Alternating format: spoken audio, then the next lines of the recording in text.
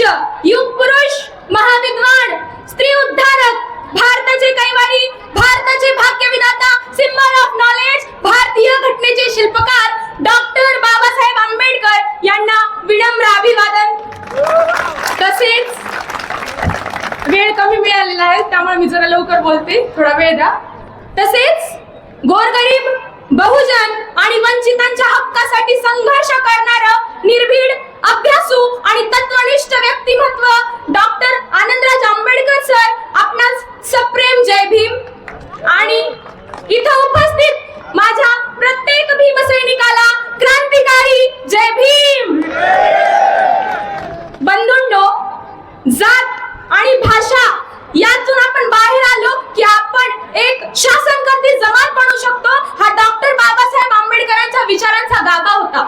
Doctor Babasaheb आंबेडकरांनी जातीयंताच्या लढ्यासाठी आणि या विषमतेच्या विरोधात जेव्हा आपल्या शेड्यूल कास्ट आणि रिपब्लिकन पार्टी ऑफ इंडियाची संकल्पना मांडली, तेव्हा त्यांचा उद्देश केवळ एका जातीचा विकास नव्हता, तर या देशातील शोषित, वंचित आणि हजारो वर्ष परिघाच्या बाहेर फेकलेल्या घटकांना अनुसूचित जाती या एका छत्राखाली आणण्याचं काम आपल्या बाबासाहेबांनी केलं.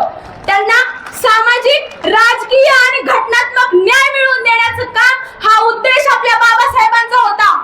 पण तो साध्यही झाला.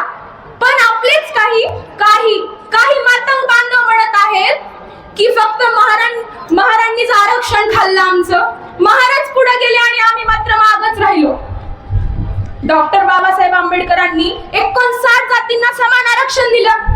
मांगाला दिलं, महाराला दिलं, चांबाराला दिलं, ढोराला दिलं, कुंभाराला दिलं, भंगीला दिलं, सगळ्यांना दिलं. काय एकट्या महारांनाच दिलं? सगळ्यांना अधिकार समान होते, हक्क समान होते, कायदा समान होता. इतकंच काय तर संधीही समान होत्या. मग फक्त महाराज का पुढे गेले? फक्त महाराजांचीच का प्रगती झाली? याचा विचार करा, याचं अवलोकन करा.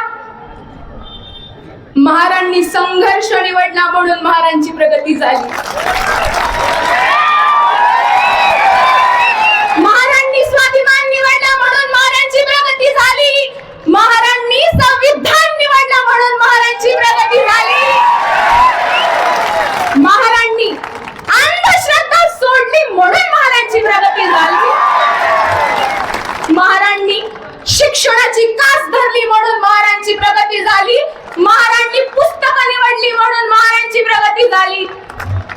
चैत्यभूमी आणि दीक्षाभूमीला एकाच दिवशी करोडो रुपयांची पुस्तकं विकत घेणारी ही जात आहे. इतकंच काय तर आमच्या बापानं स्वतःच्या पायाला माईनं सणावाराला नवीन साडी घेतली नाही, पण आमच्या हातात कलम दिली म्हणून या महाराजांची प्रगती झाली. म्हणून महाराजांची प्रगती झाली.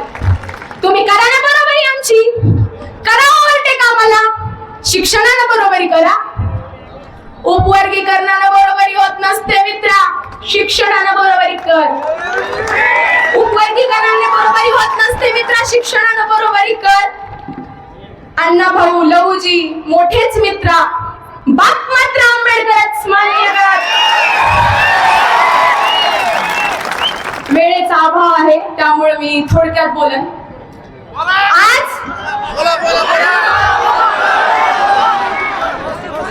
आज आम्ही इथं कोणाचाही विरोध करण्यासाठी उभे नाही, पण आम्ही आमच्या हक्काच्या रक्षणासाठी नक्की उभे आहोत.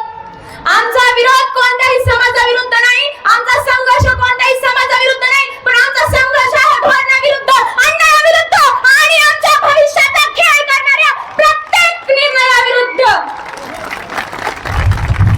आज आम्ही इथं कोणाचाही हक्क हिरावून घेण्यासाठी उभे नाही, पण आमचा आवाज दाबला जाऊ नये म्हणून नक्की उभे आहोत.